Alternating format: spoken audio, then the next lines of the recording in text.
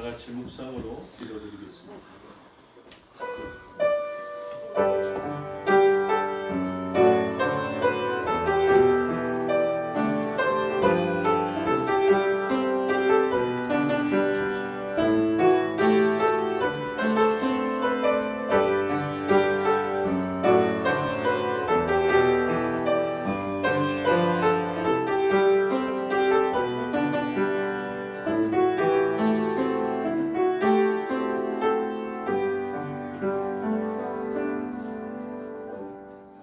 우리의 신앙을 사도신경으로 고백하겠습니다.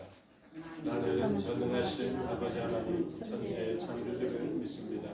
나는 그의 유일하신 아들 우리 주 예수 그리스도를 믿습니다.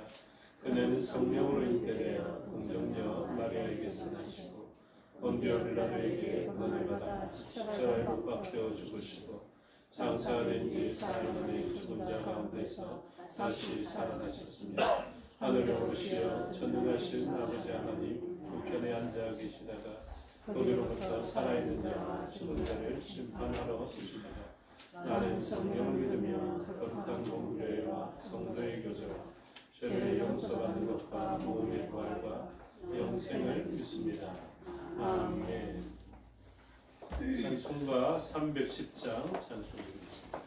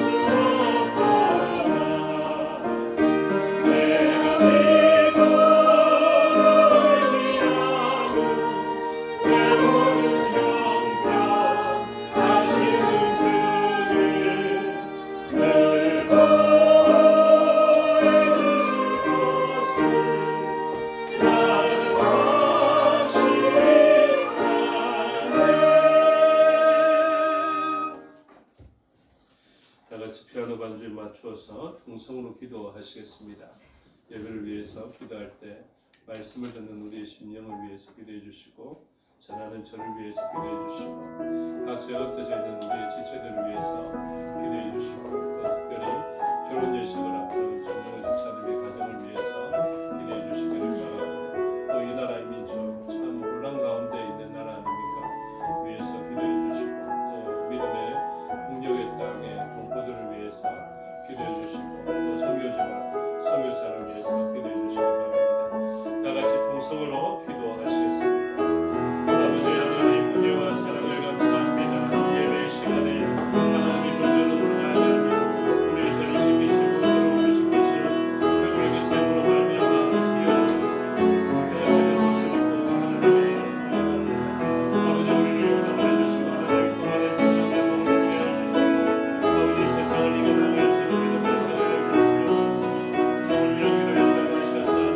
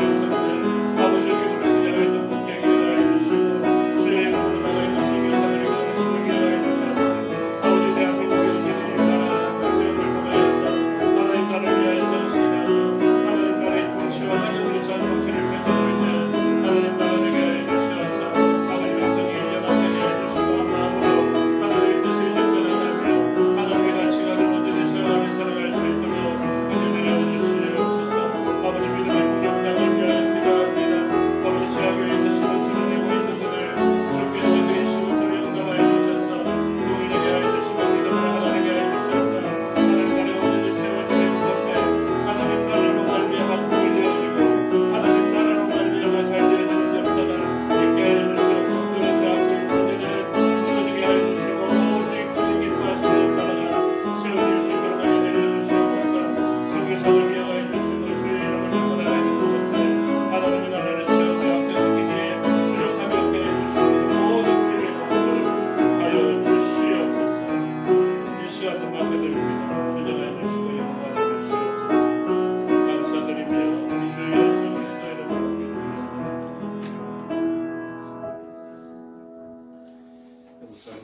하나님 말씀 보시겠습니다. 누가복음 19장입니다.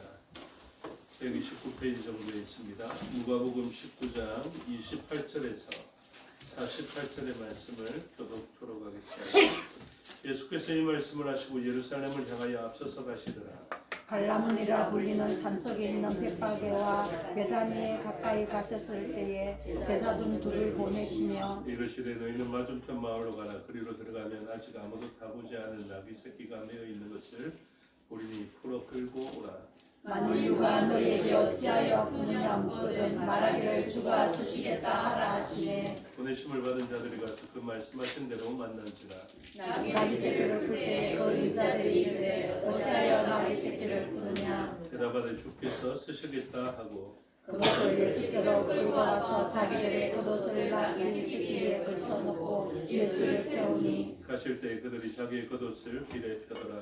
이미 갈망산 내리막길에 가까이 오시매 제자의 온 무리가 자기들이 본 바 모든 응한 일을 인하여 기뻐하며 큰 소리로 하나님을 찬양하여 이르되 찬송하리로다. 주의 이름으로 오시는 왕이여 하늘에는 평화요 가장 높은 곳에는 영광이로다 하니 우리 중 어떤 학생들이 말하되 선생이여 당신의 제자들을 책망하소서 하거늘 대답하여 이르시되 내가 너희에게 말하노니 만일 이 사람들이 침묵하며 돌들이 소리 지르리라 하시니라. 가까이 오사 성을 보시고 오시며 이르시되 너도 오늘 평화에 관한 일을 알았더라면 좋을 뻔하였거니와 지금 내 눈에 숨겨졌도다. 날이 이를지라 내 원수들이 도둑을 쌓고 너를 둘러 사면으로 가두고 또 너와 및 그 가운데 있는 내 자식들을 땅에 메어치며 돌 하나도 돌 위에 남기지 아니하리니 이는 내가 보살핌 받는 날을 알지 못함을 인함이니라 하시니라. 성전에 들어가사 장사하는 자들을 내쫓으시며 그들에게 이르시되 기록된 바 내 집은 기도하는 집이 되리라 하였거늘 너희는 강도의 소굴을 만들었도다 하시니라.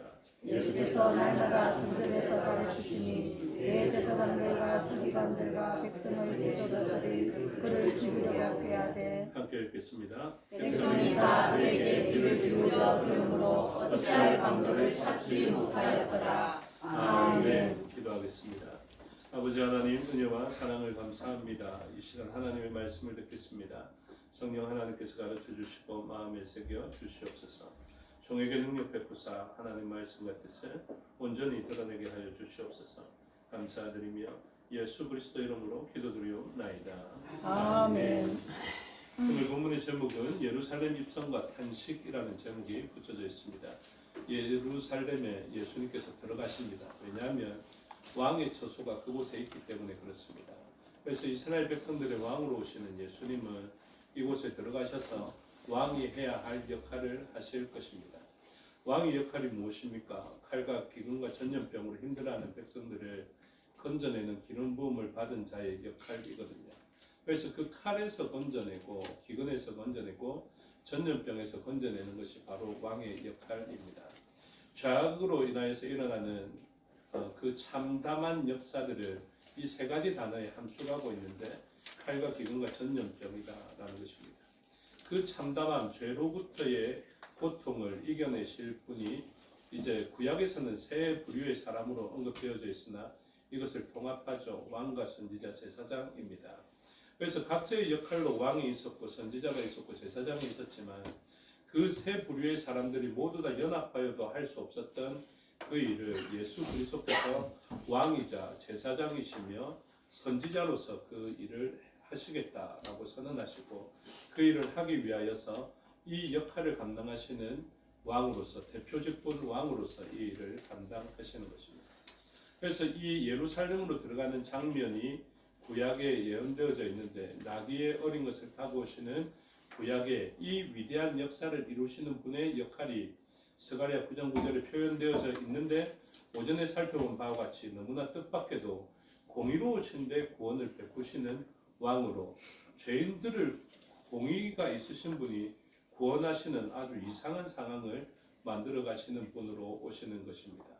그래서 구약에 예언되어져 있는 그분이 맞다라는 것을 오늘 본문은 이야기하죠. 유대인들이 들으면 좀 들으시길 바랍니다.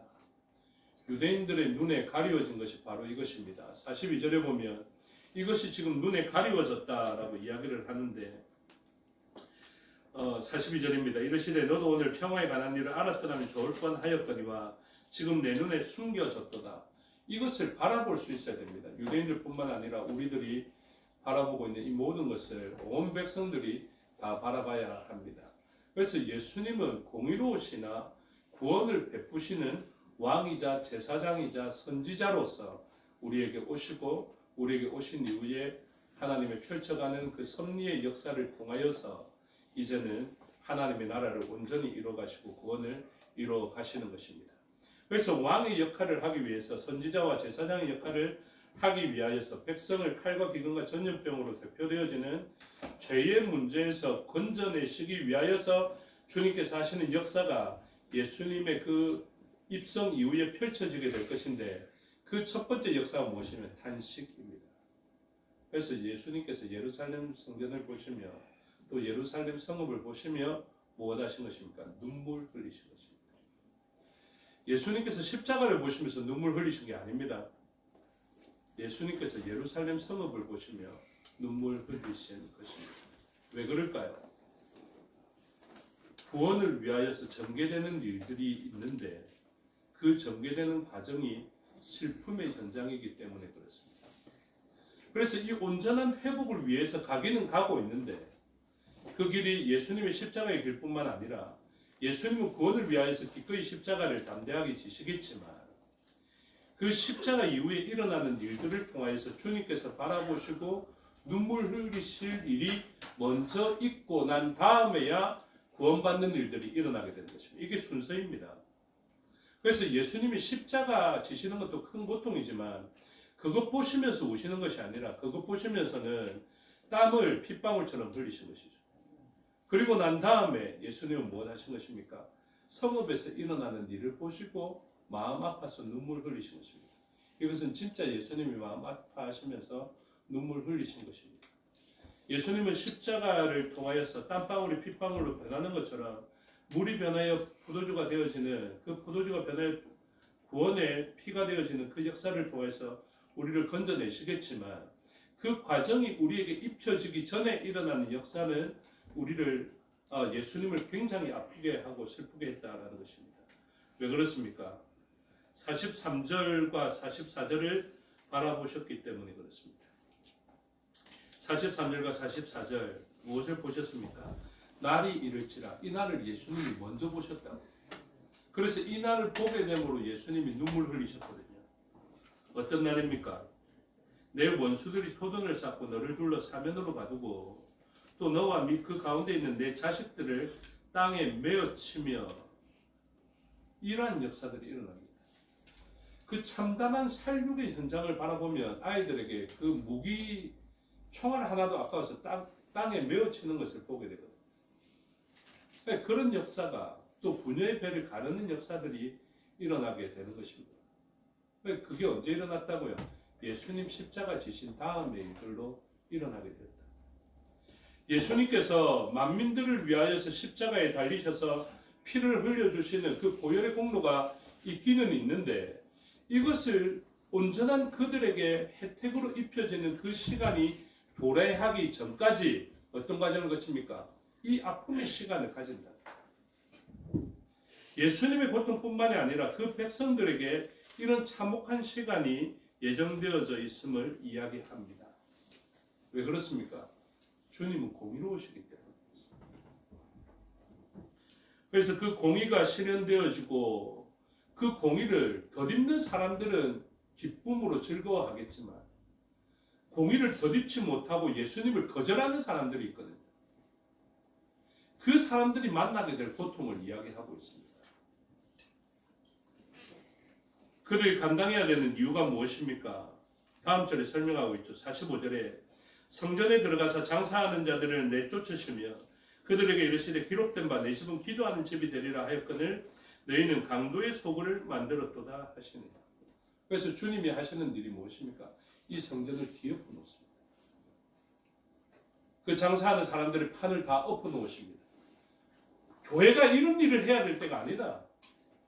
성전이 이런 일을 해야 될 때가 아니다. 지금 무엇 하고 있냐라는 것입니다.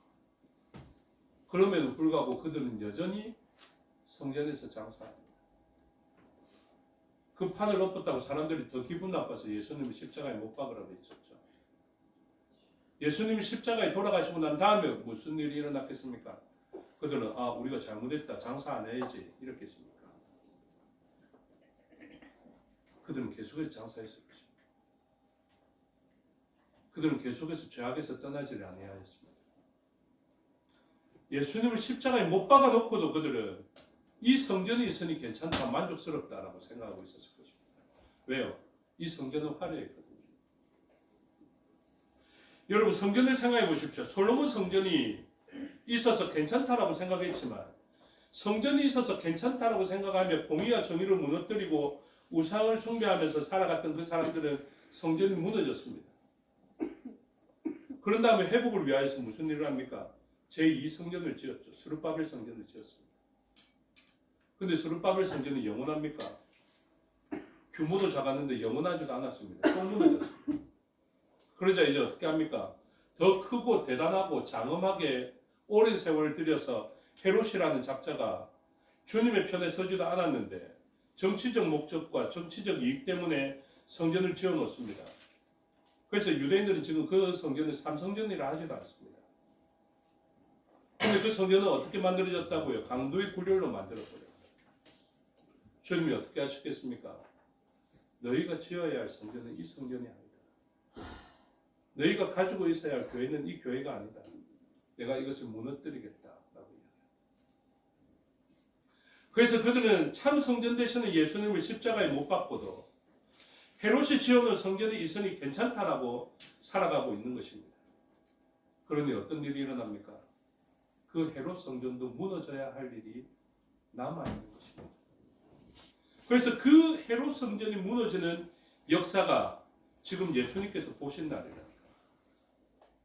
그래서 예수님 십자가에 못 박히시고 승천하신 이후에 주후 70년경에 우리가 아는 바대로 디도 장군, 티투스 장군에 의해서 이 성읍이 무너지게 됩니다.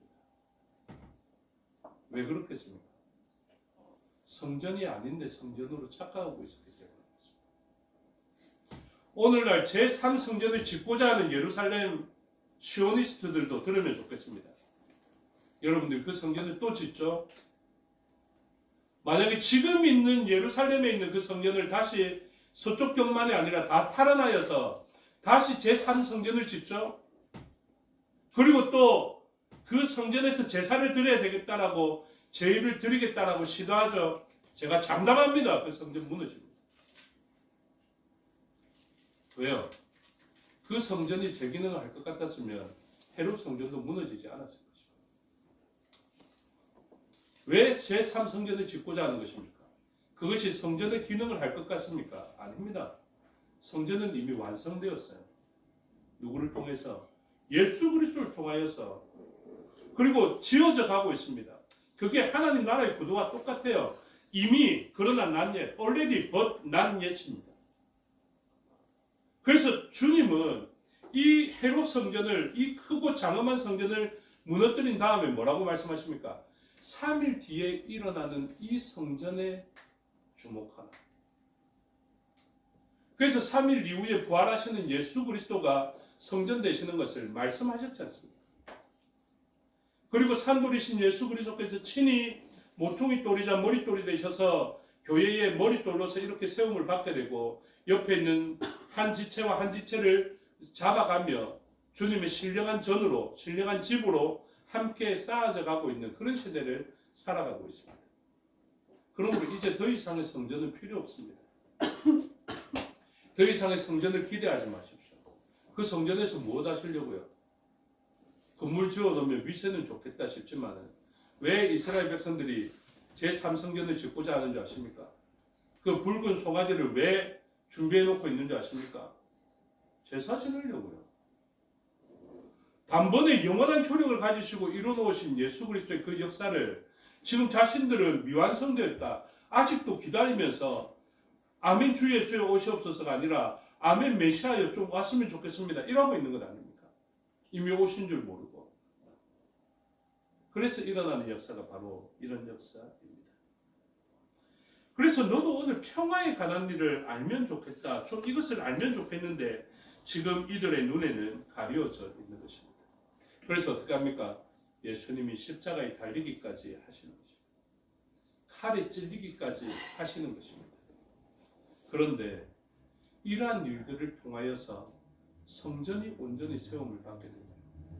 이러한 일을 통하여서 성전이신 예수 그리스도가 생명나무가 되셔서 온 사람들을 회복시키는 생명의 강수를 흘려보내는 일들이 일어나기 때문에 그렇습니다.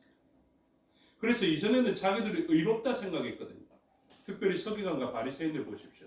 죄를 발견하지를 못합니다. 그런데 그때가 되면 죄를 발견합니다. 어느 때?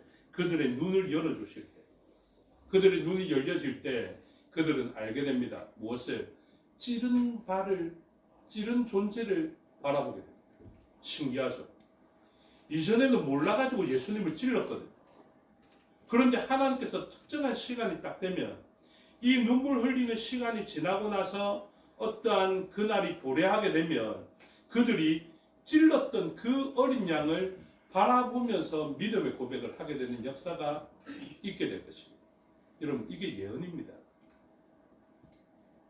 그래서 지금 우리가 천년설을 주장하면서 여러 가지 주장도 나눠지게 되는데 이렇게 어려운 이유가 있어요. 계시록 20장에서 나오는 그 천년 왕국이 우리에게 어렵게 해석되는 이유가 있다니까요. 그만큼 어렵고 해석하기 어려운 본문이 그리고 완전하게 해석되지 않는 부분이 남아 있습니다. 마치 뭐처럼요? 하나님 나라처럼. 하나님 나라도 이미 왔다 하는데 이미 온 것은 아닌 이런 굉장히 어려운 구도를 가지고 있거든요. 그래서 천년왕국도 마찬가지입니다. 사실은 어떤 구도가 가장 좋냐면 이미 왔다 그러나 아직이다. 이 구도가 가장 좋습니다. 그래서 이미 천년왕국이 시작되었다 하는 사람도 있고 예수님께서 환난 당하기 전에 우리를 건져내실 것이다 라고 주장하는 천년왕국도 있고 우리가 잘 생활하다 보면 나라가 좋아져서 유토피아와 같은 나라를 이루면 그제서 예수님 오실 것이다 이렇게 주장하는 바도 있고 아니다. 특정한 시기가 있다. 예수님께서 딱 이 땅에 오셔서 공중재림 하셔서 믿음의 사람들을 먼저 휴거시키고 남아있는 이 1000년 동안 유대인들을 위하여서 다스리는 그때가 올 것이다. 이렇게 해석하는 일들도 있다고요. 그런데 먼저 중요한 것은 무엇이냐면 유대인들에 대한 하나님의 신비는 남아있습니다. 지금 유대인들은 예수님을 잘 받아들이지 않거든요. 그를 찔러는 놓고 있는데 아직 주님을 온전히 바라보는 그 수가 소수라고 해요. 그때 하나님께서 이 백성들을 위하여서 무엇을 하실 것인가가 스가랴서에 잘 나타나 있습니다.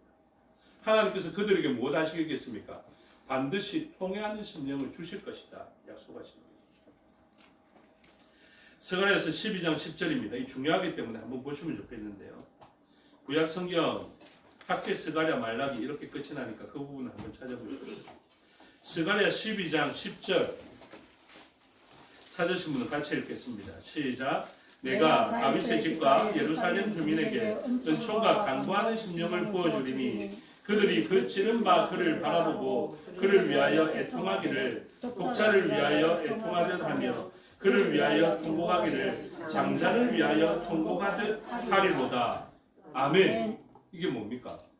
처음에는 죄를 깨닫지 못하고 뻔뻔하게 있던 그 사람들이 삭개오처럼 통회하는 마음을 받게 될 것이다. 여러분, 회개하는 마음은 우리가 원한다고 나오는 게 아닙니다. 회개하는 심령은요, 삭개오와 같이 회개하는 마음은요, 하나님 주신 선물입니다. 그런데 이런 말씀을 어떻게 하신다고요? 하나님 통로 삼으시고 이 말씀을 듣는 자에게 회개의 의지가 일어나게 하신다. 근데 그게 어떤 역사입니까? 하나님 베풀어 주시는 은혜의 역사, 은총의 역사입니다. 그래서 여러분 지금은 나는 예수님 앞에 만나도 그렇게 미안할 건 없는데 사람들이 사실은 그렇게 살아가는 사람들 많거든요. 예수님께 내가 언제 피 흘려달라 했나? 십자가 지어달라고 했나? 이렇게 생각하는 사람도 많거든요. 그런데 하나님이 그날이 오게 하시면 그 마음속에 변화가 일어나요. 옆 사람을 쳐다보고 저래가 교회 다니겠나 싶었던 그 사람 세리를 쳐다보고 예수님이 아직 사람 보는 안목이 없으시네 하고 뻔뻔하게 자기의 의를 주장하고 있던 사람들에게 주님은 반드시 이러한 역사를 일으키십니다. 어떤 때? 그들이 택한 사람일 때입니다. 버림받은 사람이면 그런 역사 안 일어납니다. 그런데 택함 받은 사람이라면 이러한 역사가 은혜로 부어지게 될 것이다. 누구에게 베풀어 주시는 것입니까? 10절에 읽었잖아요. 스가랴 12장 10절. 내가 다윗의 집과 구원받을 집 예루살렘 주민에게 이 외인 이방인이 아닙니다. 하나님께서 선택하신 사람에게 무엇을 주십니까? 은총과 간구하는 심령을 부어주리. 이 새 언약하고 똑같죠. 내가 그들에게 새 영을 부어주리. 내가 그들의 돌 같은 마음을 부드럽게 하리니 내가 그들의 마음에 말씀을 새기리니 이런 표현들이 다 그런 표현입니다. 그래서 우리 스스로 원한다고 구원이 얻어지거나 회개가 일어나거나 하지 않습니다. 하나님 은혜로 부어집니다. 그래서 누구에게 부어졌는지 보십시오. 그들이 찌른 바 이렇게 이야기합니다. 그들이 찔렀다니까요. 안 찌른 사람이 내 백성이다 이렇게 이야기하지 않습니다. 하나님은 자기 백성에게 왔는데 자기 백성이 어떻게 했습니까? 찔러버렸다. 내가 사랑하는 백성, 나의 만든 피조물들인데 내가 사랑해서 왔는데 그들이 어떻게 한 것입니까? 영접한 것이 아니라 그를 찔러버렸습니다. 주님이 모르십니까? 압니다. 그런데도 찔림을 당해놓고 찔렀던 그 사람을 향해서 주님은 나를 바라보는 심령을 부어주고 그 공의로우신 분이 자기가 찔렸는데 그들을 위하여서 구원을 베푸시겠다라고 말씀하십니다. 그를 찌른 바 그를 바라보고 그를 위하여 애통하기를, 그리고 독자를 위하여 애통하듯 하며 그를 위하여 통곡하기를 장자를 위하여 통곡하듯 하리로. 이 사랑이 갑자기 언제 생겼습니까? 그렇죠? 옛날에는 예수님 이러면 그냥 뭐 마호메트 비슷하게 그냥 뭐 선지자 중에 한 사람 이 정도로 생각했었거든요. 근데 갑자기 예수님의 그 십자가, 자기들이 찌르고 자기가 십자가에 못 박았는데 그분을 바라보면서 그곳에 내 독자를 십자가에 다룬 것처럼 애통해라. 여러분, 주님을 보면서 그렇게 울어본 사람이 있을 겁니다. 그렇죠? 그분이 은혜 받은 사람. 십자가를 바라보는데 내가 내 죄 때문에 내 아들, 내 딸을 그 칼로 찔러가 매다는 것 이상의 고통을 당할 때가 있다. 여러분, 그래 보셨습니까? 내가 죄를 지었는데 내 아들을 찔러서 희생제물로 삼아 보셨냐고요? 상상도 안 가죠. 차라리 내가 죽고 말지 내 죄 때문에 내 자녀를 어떻게 희생제물로 삼아, 이렇게 생각하겠죠. 근데 그게 아브라함이 가졌던 애통함입니다. 그게 하나님 아버지께서 독생자 예수 그리스도가 십자가에 못 박힐 때 느꼈던 그 아픔입니다. 여러분, 아무나 자녀 주어서 희생을 치료를 하지 않습니다. 여러분, 제발 그런 걱정 안 했으면 좋겠는데요. 누가 예수님 잘 믿으면 자녀 바치라 한다고 그렇게 걱정합니까? 제가 죄송하게 말씀드리면 그 자녀 100을 갖다 바쳐도 구원받지 못합니다. 그것은 하나님 아버지가 독생자 예수 그리스도를 그 모리아 산에서 십자가에 못 박을 때 얼마나 마음 아플까를 너희들 조금만 유추해보라고 주시는 말씀입니다. 이삭이 죽어도 그런 능력이 없어요. 그런데 독자를 그렇게 아끼지 않고 주시겠다라는 것을 보여주시는 겁니다. 결국 누가 죽습니까? 수풀에 걸린 여호와 이레의 그 순양이 죽는다.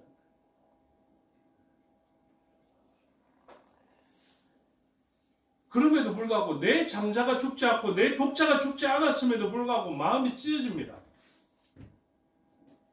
그 통회하는 마음이 일어난다고요. 그러면서 스가랴 13장으로 가보십시오. 스가랴 13장 1절.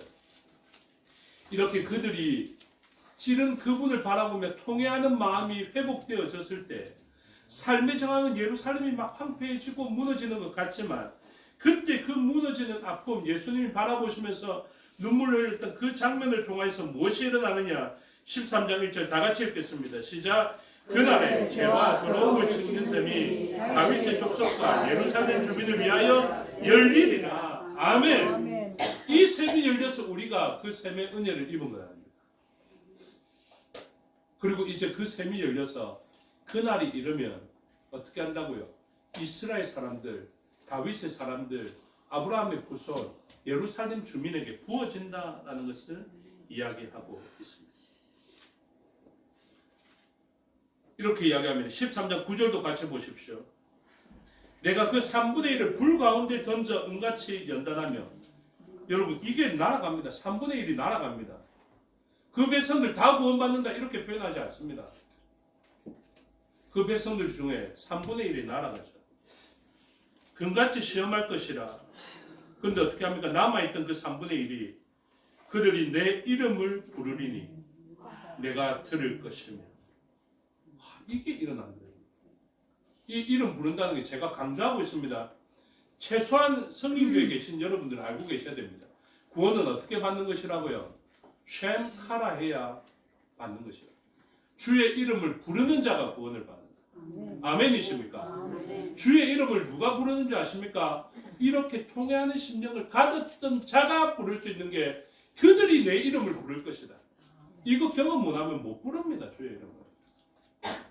병 안 걸린 사람이 낙하의 이름을 안 구하고 병원에 안 가는 것처럼.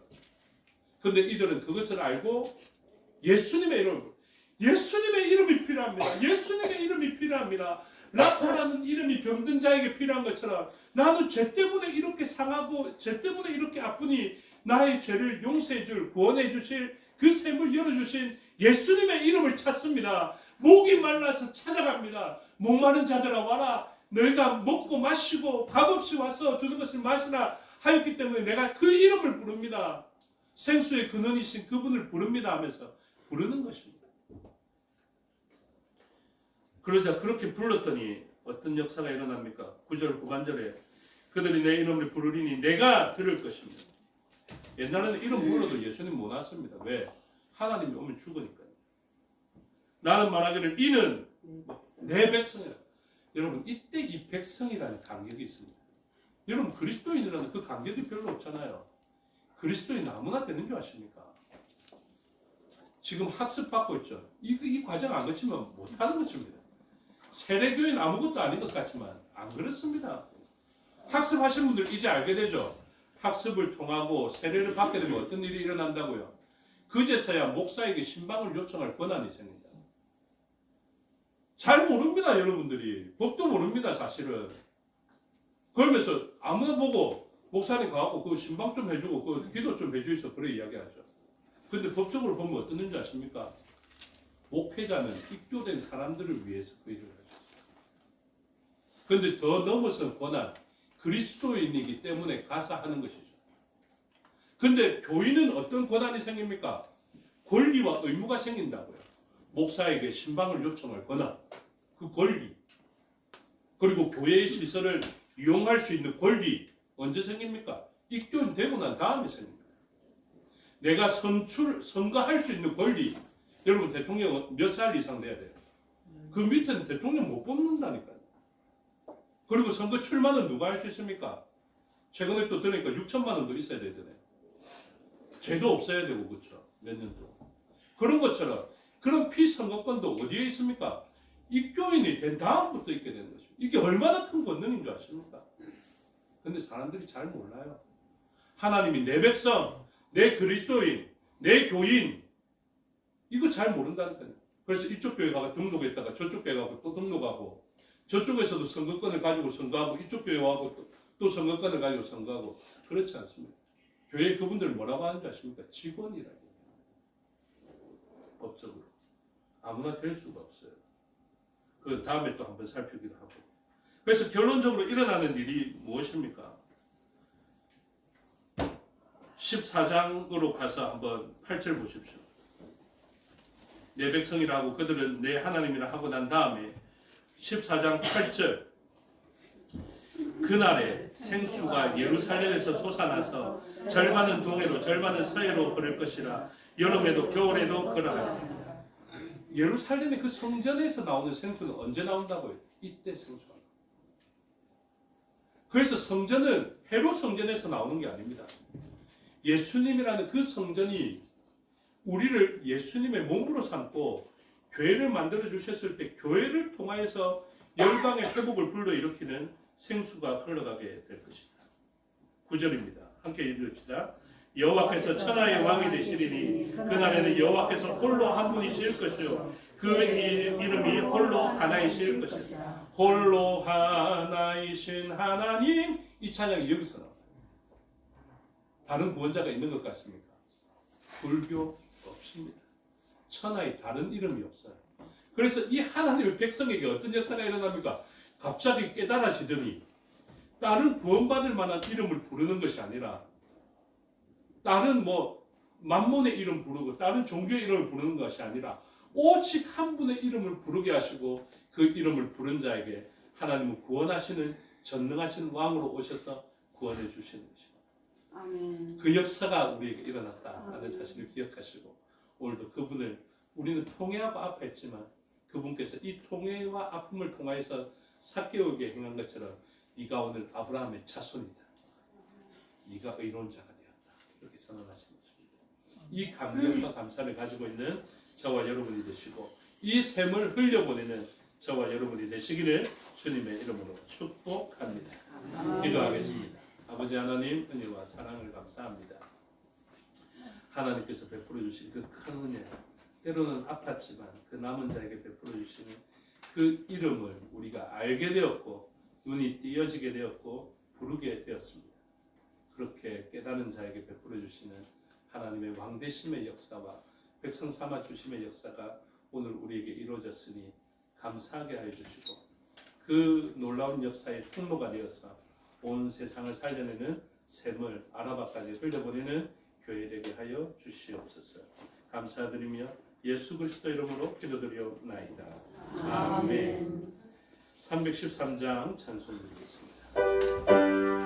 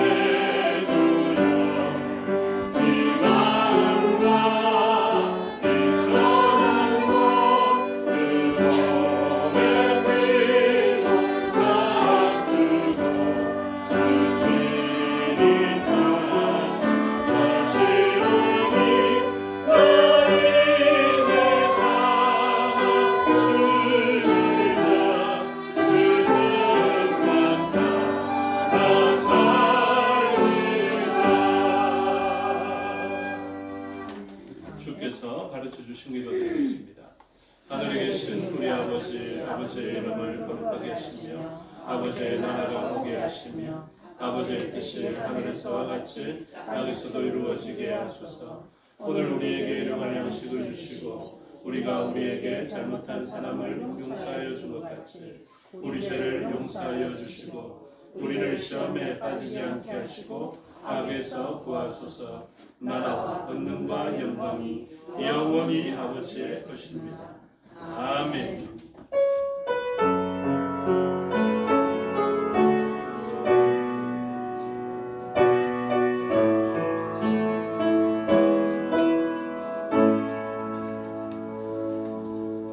감사합니다. 죄로운 예배 순서를 마치겠습니다. 시간도 마칩니다. 건강하시고.